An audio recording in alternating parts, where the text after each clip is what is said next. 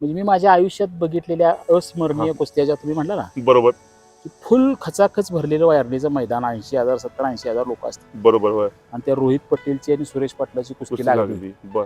आणि अशी कुस्ती झाली हा. म्हणजे ह्यो पडणार का त्यो पडणार, ह्यो पडणार का त्यो पडणार, हम्म.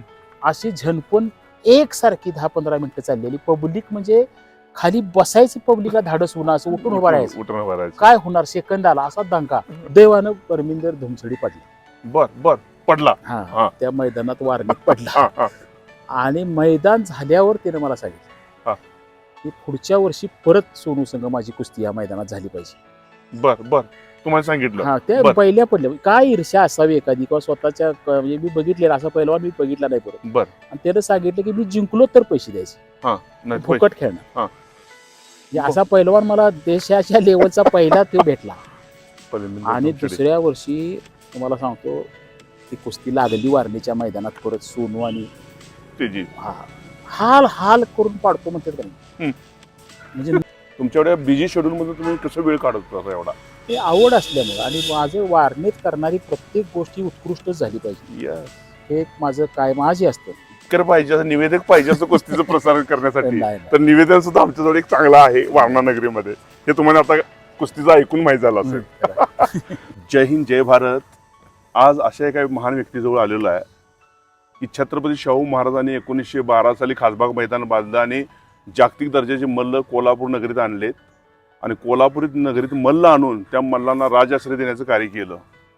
तसंच कार्य महान कार्य करण्याचं कार्य माजी अपारंपरिक ऊर्जा मंत्री तसेच 5 वेळा पन्हाळा शाहूवाडी मतदारसंघाचे आमदार राहिलेले आमचे लाडके नेते आदरणीय डॉक्टर विनयरावजी कोरे यांनी केलेला आहे. मला सांगायला एवढा आनंद वाटेल की पाकिस्तानचे मल्ल सुद्धा आमच्या वारणा नगरीत येऊन 13 डिसेंबरला आपले हातखंडे आजमवण्याचं कार्य केलेलं आहे आणि अशा मल्लांना सुद्धा राजाश्रय यांनी दिलेलं आहे. तसेच वारणा नगरीमध्ये अनेक नामवंत मल्ल खेळून गेलेले आहेत आणि त्यांचा इतिहास वारणा नगरीने जपण्याचं कार्य केलेलं आहे आणि येणाऱ्या 13 तारखेला सुद्धा जागतिक दर्जाचं मैदान करण्याचं कार्य आदरणीय डॉक्टर विनयरावजी कोरे करत आहेत. आज त्यांच्या जवळ आलेलं आहे.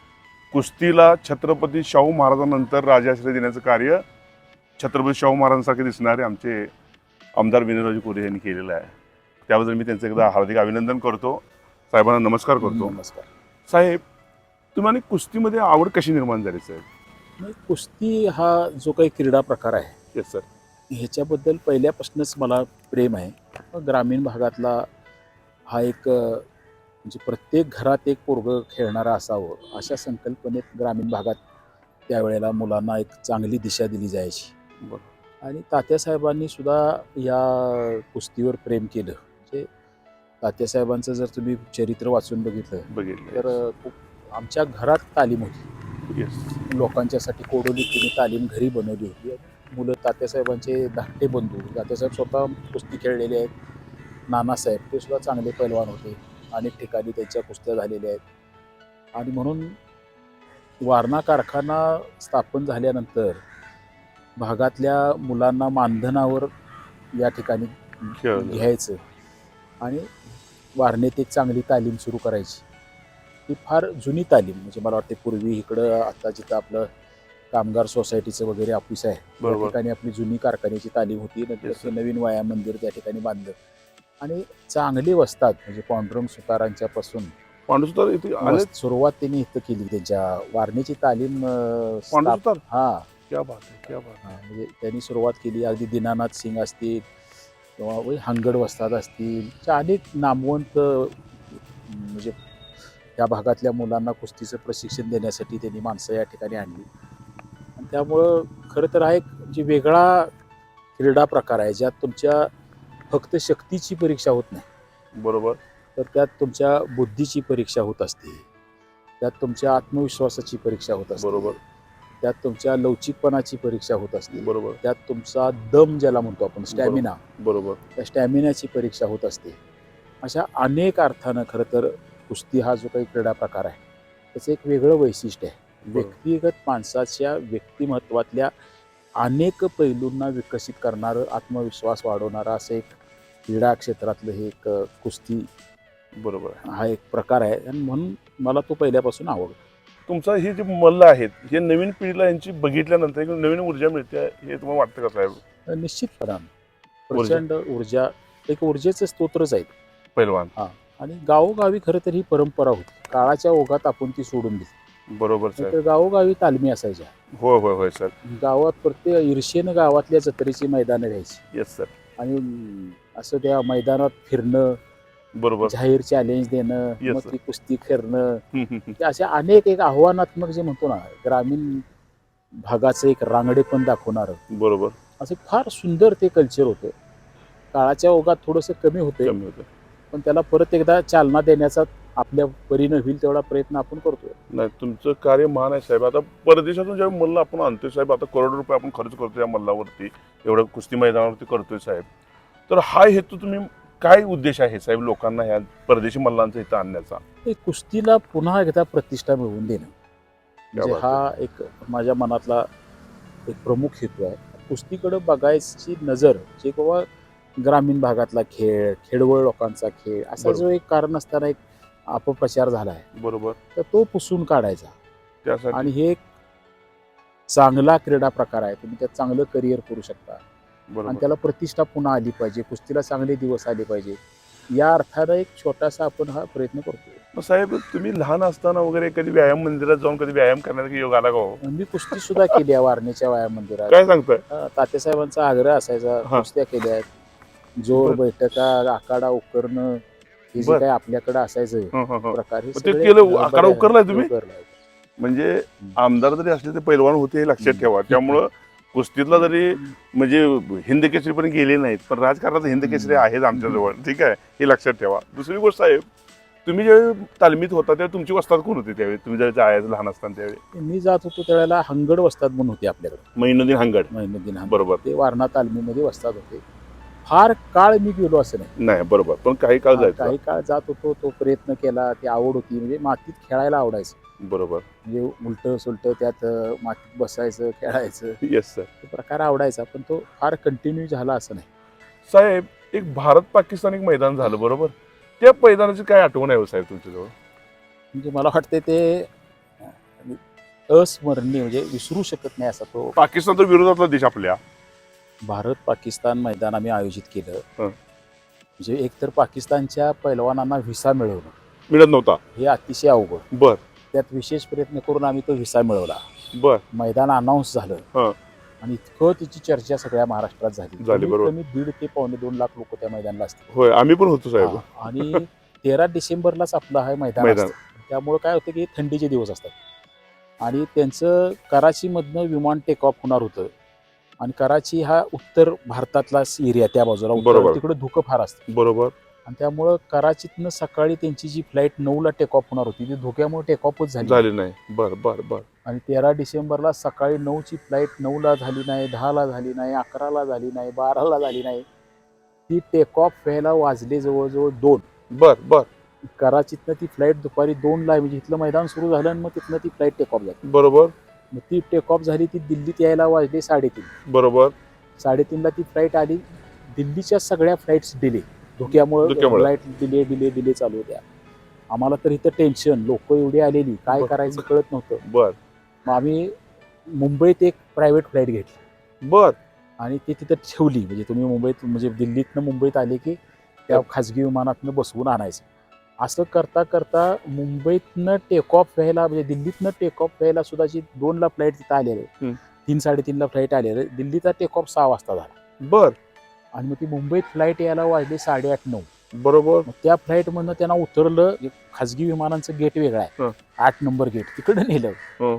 आणि मग त्या विमानात त्यांना बसवलं. ते पद्मनाभन म्हणून एसपी होते. मला वाटते कोल्हापूर एअरपोर्टवर पहिलं नाईट लँडिंग त्या दिवशी झालं. काय सांगताय? म्हणजे हा एक इतिहास आहे. बर बर. रात्रीचं लँडिंग कोल्हापूर. म्हणजे आश्चर्यच आहे ते. होईत नव्हतं. अलाउडच नव्हतं. बरोबर. त्या दिवशी त्या सगळ्या परवानग्या काढल्या. मग ते फ्लाईट स्वतःच्या रिस्क वर. मुंबईतनं टेक ऑफ झालं 9:15 वाजता. बर. खाजगी विमान, ते सगळे पैलवान बसवून.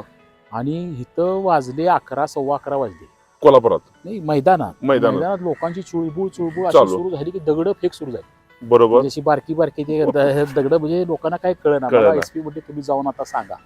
बरोबर. मी मैदानात गेलो, माईक हातात घेतला, मग सगळ्यांना असं असं घडलंय आणि मी सांगतो म्हणलं मैदानात तिथं येणार ते. येणार आहे. बरोबर आणि मग ते कोल्हापूरला ते विमान लँड झालं साधारण 11:15 या दरम्यान. बरोबर. तिथनं पुन्हा पळवत पळवत त्या गाड्या आम्ही वारणेला आणल्या, म्हणजे 11:30 पावणे 12ला आपल्या तिथं आल्या.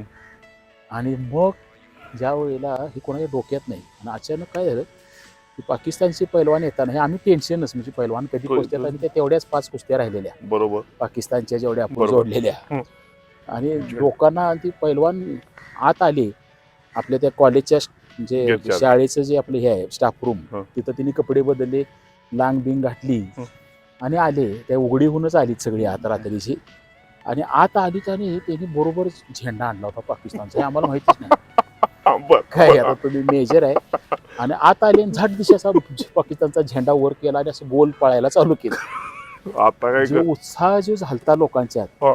ते लोकांशी एकदमच असं डाऊन वाटलं. काहीच कळलं ना. हा. पाकिस्तानचा झेंडा एकदम बघितल्यावर लोक एकदम भिजायचे. हं. बरं झेंडा आपण आणून ठेवायला पाहिजे असं काहीच डोक्यात नाही. मग शाळेचा झेंडा, वंदनचा झेंडा हुडकला, ते कपाटचीच किल्ली घावला. बर मग ते कपाट मोडून काढलं. बर. हा. हा. आणि तो झेंडा भारतीय पैलवानांच्या हातात दिला आणि त्यासनी पण हा झेंडा भारताचा धरून एक राऊंड मारायला पडलं. बर. असा जे दंगा झाला हा. पुन्हा ती भारतीय झेंडा घेऊन फिरल्यावर. बरोबर. आणि हे सगळं चाललं होतं रात्री 12:30 पावणे 1ला. बरोबर. तो दंगा जोरात झाला. पण फार सुंदर कुस्त्या झाल्या. आणि परत आपल्या पाचशे लोकांना मारलं ना भारतीय बैलांनी. नाही, त्यांच्यातल्या एका पोरानं मारलं. हा. आणि आली म्हणून एक चांगलं पोरग हा. होतं, ती कुस्ती सुटली. बर. म्हणजे त्याचं नख निघालं पायाचं. बरोबर. ते पण पोरग एक नंबर होतं पाकिस्तानचं. तुमच्या आवडीचा वारण्यातला एखादा पैलवान कोण हो साहेब, जे तुमच्या अजून सुद्धा तुमच्या लक्षात आहे असा कोण पैलवान एखादा? भरपूर पैलवान माझ्या नजरेत तसे आहेत. हा. म्हणजे आता तात्यासाहेबांनी त्यावेळेला म्हणजे कृष्णात पवार म्हणून एक आपल्याकडे पैलवान होता पेटाचे. पेटेची. बरोबर. आणि त्याची कुस्ती आवडली म्हणून तात्यासाहेबांनी त्याला नोकरीवर घेतलं. बर. हा, अंगो आणि- काटा. हा, हा. आणि फार सुंदर कुस्ती, म्हणजे कुस्ती कशी करावी, झटपट कुस्ती जी म्हणतो ना आपण. तुम्ही स्वतः बघितली कुस्ती? कितीतरी त्यांची मैदानं मी बघितली. बर बर. आणि समाधान वाटायचं. फार समाधान. त्यानंतर तुम्हाला सांगतो शिवाजी कदम म्हणून त्याचाच एक भाचा होता. बर. तो सुद्धा म्हणजे चांगला. आमचं दुर्दैव वारणेच्या तालमीचं, म्हणजे तो कदाचित महाराष्ट्र केसरी, हिंद केसरी वारणा तालमीतनं झाला झाला असता. असता. एवढ्या कोटीचा पैलवान होता. क्या बात आहे. पण दुर्दैवानं त्याचा एक असाच अमावस्ये दिवशी वर पत्र्यावर चढला होता तालमीच्या हा. आणि पत्रा फुटून वरनं खाली पडला आणि मणका त्याचा निसटलं. त्यामुळे तो कुस्ती त्याला थांबवावी लागली. बरोबर. फार चांगला, म्हणजे असंच म्हणजे लवचिक, म्हणजे त्याचं एक वैशिष्ट्य असं होतं की ताकद असून अंग लवचिक असणं. एक बरोबर. वेगळं पण देव कुणाला तरी देतो हा. ना, तसं त्याचं कसंही वळायचं, लोण्यासारखं वळणारं असं त्याचं अंग होतं. आणि त्यामुळे तो सहजासहजी सापडायचा नाही पुढच्या प्रतिस्पर्ध्याला.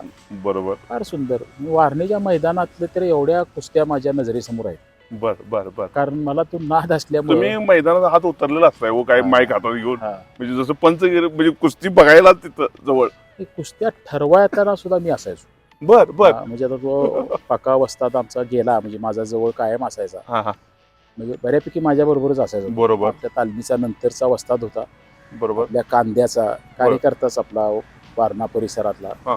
तो कोरोनामध्ये अचानक गेला. हे झालं, पण तो आम्ही एकत्र बसून सगळ्या लोक कुस्त्यांची माहिती घेऊन वारणेतलं मैदान ठरवत असताना ते उत्कृष्ट कसं होईल.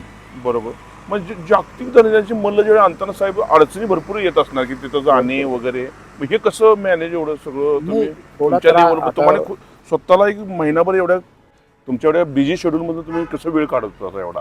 ते आवड असल्यामुळे, आणि माझं वारणेत करणारी प्रत्येक गोष्टी उत्कृष्टच झाली पाहिजे, यस. हे एक माझं कायम आजही असतं. त्यामुळं जेवढं आपल्याला त्यात बारकावा करता येईल.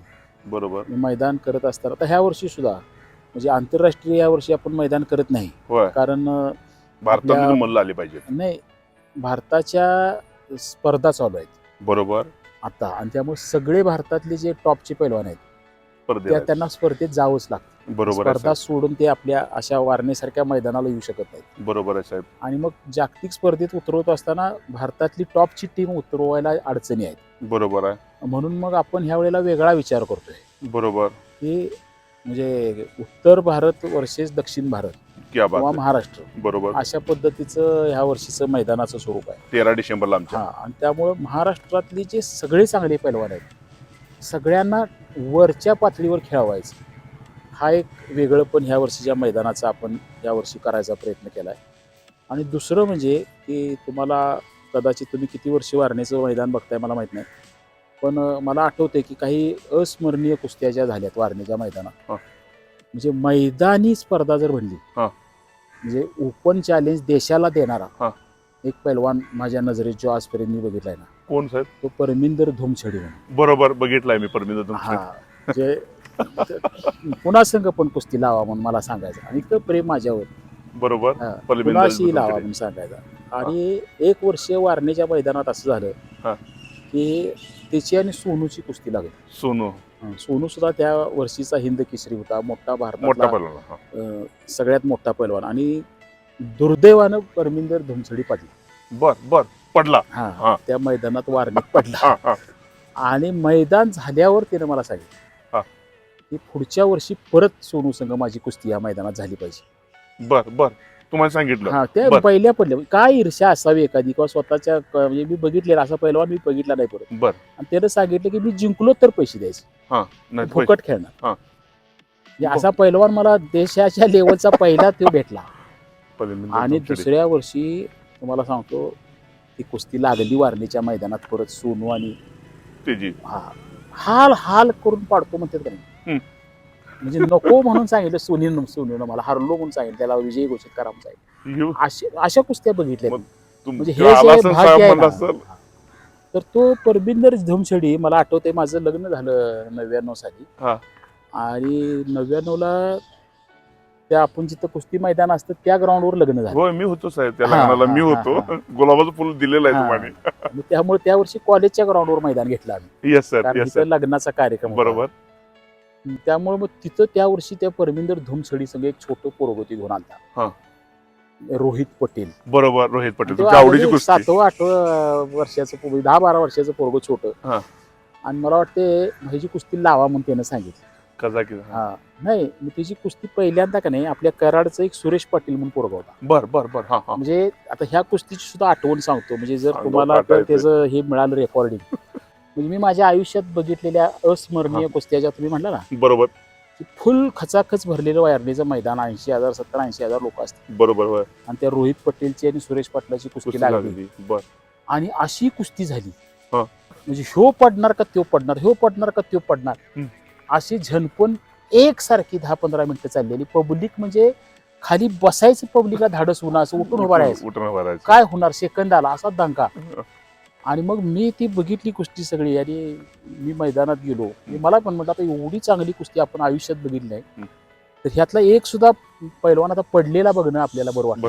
हा, हा, हा. बर बर. आणि म्हणून मी माईक हातात घेतला आणि सगळ्या पब्लिकला विचारलं, बाबा या दोघांनी एवढी चांगली कुस्ती केली, मला वाटतं ही कुस्ती आपण बरोबरीत सोडवायला पाहिजे, ह्यातला कोण आता पडलेलं काही बघवणार नाही आपल्याला. बरोबर.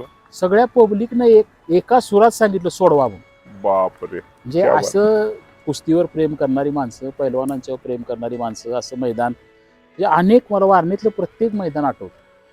तर सुजित मान म्हणून एक लाडका पैलवान होता. बरोबर, ऑलिम्पिक वीर सुजित मान. हा. तो पण मला वाटतं जवळजवळ 8-9 वर्ष वारणेच्या मैदानात खेळा. बरोबर. आणि त्याचं पण असं असायचं, कुणाशी पण कुस्ती टाक. बरोबर. आणि तो मला वाटतं तो वारणेत ज्या वेळेला खेळायचा त्यावेळेला तो खेळायचा 74ला. होय. 68-74 किलोच्या दरम्यान तो खेळला. आणि महाराष्ट्रातली पोरं आम्ही त्याच्यासून कुस्ती लावायचो, 90-94 किलोच्या पोराच्या जाऊन कुस्त्या असायच्या. त्याला जाता जाता कुस्त्या करायच्या. आणि त्याला त्याचा एक डाव होता, डोक्यावरनं उलट खाली सोडायचा. बरोबर बरोबर. मग तुम्हाला ते आवडायचा? नाही, अशी 101 हो. मी पैलवान की ही एवढ्या रग असणारी गोष्ट आहे ना, की 101 प्रकार आहेत. क्या बात आहे. आता ह्या वर्षी सुद्धा मी 10 कुस्त्या अशा प्रेक्षणीय ठेवल्या. बरोबर. खालच्या जोडीतल्या. बरोबर. म्हणजे आता ही जसं रोहित पटेल आणि सुरेश पाटलाची कुस्ती झाली की नाही, तशा पद्धतीच्या अशा लोकांना बघता येतील अशा एक 10 ठेवल्या. हा. आणि ती एका वेळेला एकच कुस्ती लावणार आहे. बर. आणि त्या 10 कुस्त्यांच्या साठी जे कुस्तीतले विशेष डाव आहेत, बरोबर, त्या डावांची परत स्पर्धा केली. बर बर बर. हा, म्हणजे सगळ्यात चांगली धोबी पछाड कुणी मारली, सगळ्यात चांगला घुटना डाव कुणी केला, बर, सगळ्यात चांगली एक लंगी कुणी टाकली, बर, म्हणजे असे जे कुस्तीतले विशेष प्रकार आहेत का नाही, हा. त्याची स्पर्धा आहे. स्पर्धेत स्पर्धा बर त्या बर 10 कुस्त्यांच्या पुरती. बर बर. असं एक वेगळं अट्रॅक्शन ह्या वर्षीच्या मैदानात आपण करायचं ठरवलं. महाराष्ट्र वाशाला मी जरूर सांगेन की 13 डिसेंबर म्हणजे आता येणाऱ्या 7 दिवसात कुस्त्या येतात. खरं.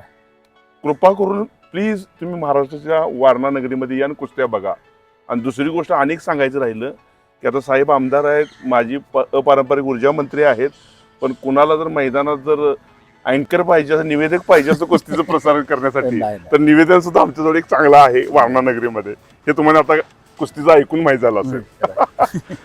तुम्ही पैलवानांच्या खुराकाबद्दल काय सांगशील साहेब? आता आम्ही आपल्या तालमीत तर खुराक देतोय, खुराक कशाबद्दल खाल्ला पाहिजे हो पैलवानांनी साहेब? ते अगदी पारंपरिक जे आलेले आहे मेजर साधारण तेच कसं आहे की तुम्हाला जेव्हा शक्ती आणि स्टॅमिना हे दोन विषय प्रोटीन असणारं खाद्य तुम्ही जास्त खायला पाहिजे. म्हणजे पावडर वगैरे जे नशा करतात पैलवान, नाही. ह्याच्याबद्दल तुमचं मत काय होतं साहेब? अतिशय चुकीचं आणि त्याचा कधी फायदा होत नाही. आपल्याकडं जे नॅचरल प्रोटीन मिळतं म्हणजे बरोबर. शाकाहारीमध्ये प्रामुख्यानं दूध आणि दुग्धजन्य पदार्थातनं चांगल्या प्रकारचं प्रोटीन मिळतं. बदाम हा एक प्रोटीनचा चांगला सोर्स आहे. जी बरोबर. थंडाई जी पूर्वीच्या काळात आपण लोक घ्यायची त्याचं कारण ते होतं. हो. आणि नॉनव्हेज खाणाऱ्या लोकांना मग चिकन किंवा मटनमधनं चांगल्या प्रकारचं प्रोटीन मिळतं. आणि जिथं तुम्हाला शक्ती आणि स्टॅमिना ह्या दोन विषयांशी निगडीत आहे हं. तिथं तुमचा प्रोटीन इनटेक बरोबर. तुमच्या व्यायामाच्या आणि तुमच्या वजनाच्या प्रमाणात तुम्हाला ठेवावाच लागतो. बरोबर आहे. आता शिक्षण महर्षी सहकार महर्षी तात्यासाहेब कोरेंनी वारणा नगरीमध्ये कुस्तीची सुरुवात केली साहेब, बरोबर? तुमची एखादी तात्यासाहेबांच्या बरोबर एखादी आठवणीचा एखादा क्षण आहे का हो साहेब असा की मी झालेला? तात्यासाहेबांच्या बरोबर ना कुस्त्या बघायला जायचो. हां. त्यावेळेला आपल्या गणपती त्या उत्सव जो कारखाना करायचा हां. ना त्यात ही दरवर्षी नाटकं वगैरे आपण ठेवायचो बरोबर. आणि शेवटच्या दिवशी कुस्त्यांचं मैदान असायचं बरोबर. आणि ते साधं असायचं म्हणजे आपल्या ह्या खालचं जे ग्राउंड आहे त्या ग्राउंडवर ते मैदान असायचं आणि स्टेज म्हणजे काय तर 2 ट्रॉल्या लावायच्या बरोबर. होय. जसं होय, आपल्या होय, होतं की मी गावातल्या बघितलं. मैदानात होय. असायचं 89 त्याच्यावर त्या खुर्च्या टाकून आमचं कारखान्याचे संचालक मंडळ बसलेलं असायचं बरोबर.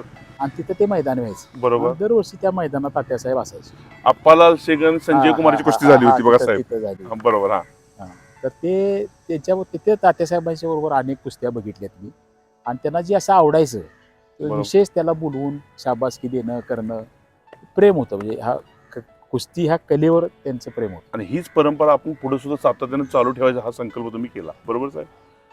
दुसरी गोष्ट मला एक आवर्जून सांगायची वाटेल की सगळ्यात महत्त्वाचं मी मिलिटरीत होतो आणि मी साहेबांना फोन करायचो, माझा फोन अटेंड करायची, तर माझी कामं सुद्धा साहेबांनी त्यावेळी केलेली आहेत. हे सगळ्यात मोठं मला आनंदाची गोष्ट आहे. आज मी यांची मुलाखत घेतो साहेबांची. साहेब आता कुस्ती क्षेत्रामध्ये तर तुम्ही आता भरपूर काही गोष्टी सांगितल्या आता, बरोबर? आता तुम्ही साहेब वारणेचं तर युनिव्हर्सिटी केलेली आहे, तर शैक्षणिक क्षेत्रामध्ये सुद्धा वारणा पुढे जावं ह्या उद्देशाने तुम्ही केले, बरोबर साहेब? आता पुढील प्लॅन तुझा काय आहे साहेब शैक्षणिक क्षेत्राचा साहेब? हे विद्यापीठ करत असताना आपण 2-3 कारणासाठी केलं हां. की शिक्षण हा एक महत्त्वाचा पाया आहे. तो आता 21व्या शतकातलं एक नवीन अर्थशास्त्र जे आपल्या सगळं समोर येते त्याचा आधार आहे आणि तो व्यवहाराशी जोडणं असं शिक्षण आपल्याकडे उपलब्ध करणं, बरोबर. यासाठी स्वतःचं विद्यापीठ असणं, बरोबर. स्वतः अभ्यासक्रम तयार करता येतो. बरोबर. ज्या क्षेत्रात चांगलं काम इतर विद्यापीठांच्या मध्ये झाले बरोबर. अशा विद्यापीठांच्या बरोबर संशोधनासाठी किंवा आपल्या शिक्षकांच्या इनरिचमेंटसाठी म्हणजे शिक्षकांचा दर्जा उन्नतीसाठी किंवा विद्यार्थ्यांच्यासाठी त्या विद्यापीठातलं जे चांगला सिलेबस आहे तो आपल्या विद्यापीठात समावेश करून घेण्यासाठी अशा अनेक अर्थानं स्वतंत्र विद्यापीठाचा आपल्याला फायदा होतो. बरोबर. म्हणून वारणेनं हे पहिलं धाडस स्वतः विद्यापीठ करणं आणि स्वतःचा एक वेगळा अभ्यासक्रम स्वतःचं एक वेगळं ह्याचं धाडस केलं. आणि दुसरं म्हणजे आपल्या विद्यापीठात संशोधन मोठ्या प्रमाणात होतं विद्यापीठ. बरोबर. बरोबर. आता आमची ज्यांना डॉक्टरेट करायचे आहे म्हणजे PhD करायचे आहे एखाद्या विषयात, बरोबर, अशी जाहिरात आता आपल्या विद्यापीठाची आली आहे बरोबर. मला पहिल्यांदाच. बरोबर. मला एवढा आनंद झाला की म्हणजे किती लोक आपल्याकडे संशोधन करायला येतील असं मला वाटत होतं. बरोबर. पण ह्या वर्षी इतका लोकांनी भरभरून प्रतिसाद दिला आहे की मला वाटतं जागा आमच्याकडं PhDच्या 100 आहेत आणि अर्ज 300-400 जवळजवळ आले. आता त्यांच्यातच परीक्षा घेऊन मग चांगल्या लोकांना संधी द्यावी लागणार आहे असं ते म्हणजे चांगल्या दिशेनं ते निघाले. LLB MBA वगैरे सगळे कोर्सेस आता आपण चालू केलेले आहेत, बरोबर ना साहेब? औद्योगिक क्षेत्रामध्ये सुद्धा आमचं वारणा मोठं आहे, शिक्षण क्षेत्रामध्ये पण आता मोठं आहे.